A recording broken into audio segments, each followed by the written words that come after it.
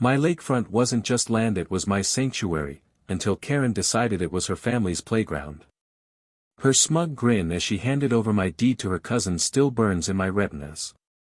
For 20 years, I'd tended that slice of paradise, planting every tree, raking every leaf, and watching the sun dip below the waterline from my porch.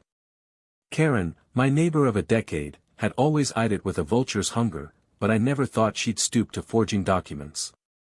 Yet there she was, waving a fake deed like a flag of victory, claiming she'd gifted my lakefront to her cousins because they needed it more. The court, swayed by her crocodile tears and a slick lawyer, ruled in her favor. I was left with nothing but rage and a shovel. The betrayal stung deeper than the loss itself. Karen wasn't just a neighbor, she'd been a friend. We'd shared coffee on my porch, laughed over her dog's obsession with my garden hose, even helped each other through tough winters. But greed changes people. Her cousins, a rowdy bunch with no respect for boundaries, moved in overnight, trampling my flower beds, blasting music, and tossing beer cans into my lake. Every splash was a knife in my chest. I tried reasoning with them, then pleading, but Karen just shrugged, saying, "Family comes first, Tom. You'll get over it." Get over it? I'd lost my life's work, my peace, my home. I wasn't going to roll over. The idea hit me at 3 a.m., sleepless and seething.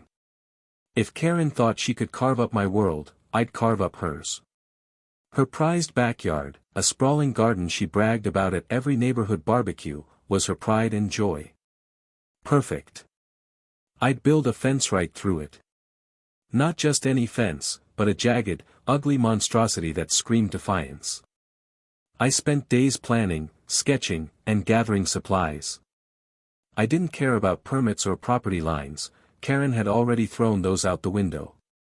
By the time I drove the first stake into her rosebushes, I felt alive again. The next morning, Karen's scream woke the neighborhood.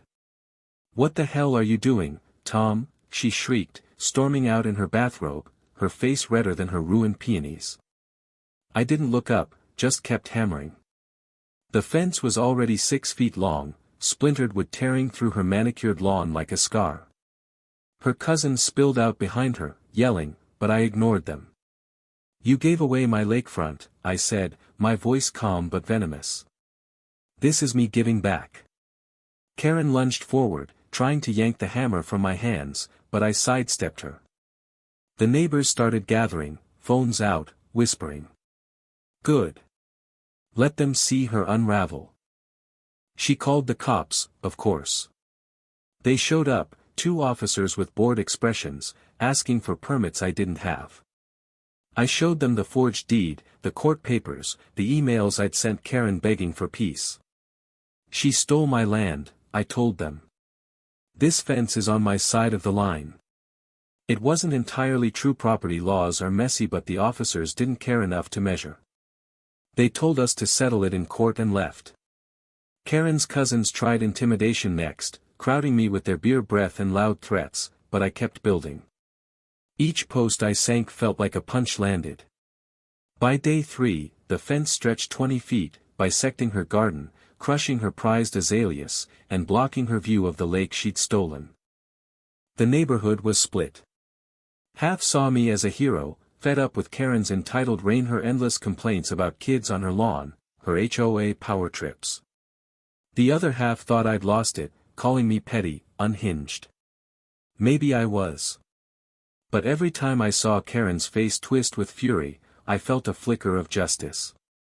She tried fighting back, spray painting my fence with curses, dumping garbage on my side, but I didn't flinch. I'd lost too much to care about her tantrums. My fence grew taller, uglier, a monument to her betrayal. Then came the counterattack.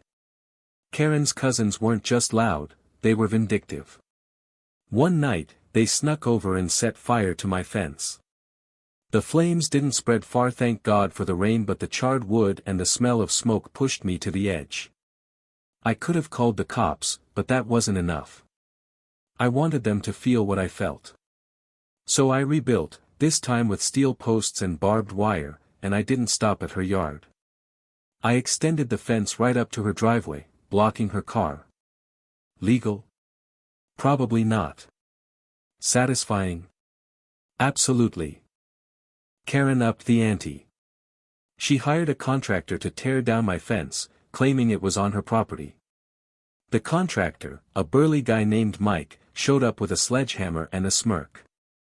"Sorry, man, just doing my job," he said. I stood my ground, hammer in hand, and told him to try. Mike hesitated. Me eyes must have looked wild, then backed off when neighbors started filming. Karen screamed about lawsuits, but I was past caring. I'd lost my lakefront, my peace, my trust. What was one more fight? The tension peaked one humid afternoon. Karen, her cousins, and I faced off in her ruined yard, the fence looming between us like a battle line. She was shaking, her voice shrill as she waved a new court order. "This says your fence is illegal, Tom. Tear it down, or you're done." Her cousins jeered, one tossing a beer can at my feet.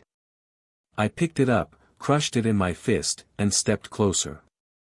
"You took everything from me," I said, my voice low, trembling. "This fence stays until I get my land back." The air crackled with rage, hers, mine, the neighbors watching like vultures. For a moment, I thought she'd hit me. Instead, she spat on the ground and stormed off, promising to bury me in court. I didn't back down. I couldn't. Every nail I drove was for the mornings I'd spent fishing on my lake, the evenings watching fireflies with my late wife, the years I'd poured into that land.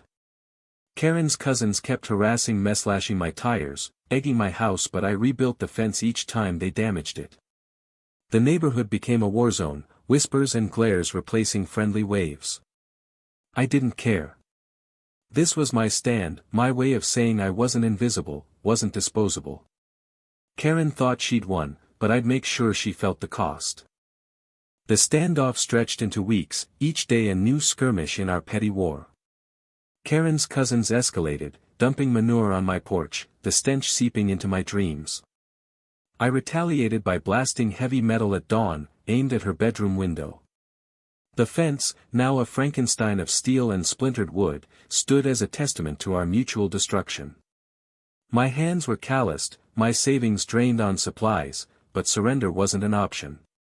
Karen's garden was a graveyard of wilted flowers, her pride as broken as my lakefront dreams. Yet, I saw no victory in her ruin, only a mirror of my own. Then, the tide turned.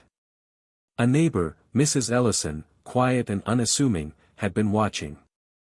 She'd kept records, photos of Karen's cousins trespassing, videos of her forging signatures at the county office. "I've lived here 40 years, she said, handing me a USB drive. "No one's ever fought for what's right like you." That drive was dynamite. I took it to a new lawyer, one who didn't flinch at Karen's name. We filed a countersuit, exposing her fraud. The court date loomed, and for the first time, I saw fear in Karen's eyes. She stopped yelling, started avoiding me.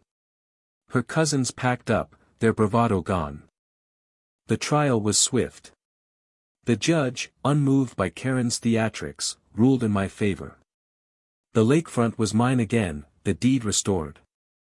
Karen's cousins were ordered to pay damages for the vandalism, and she faced charges for fraud.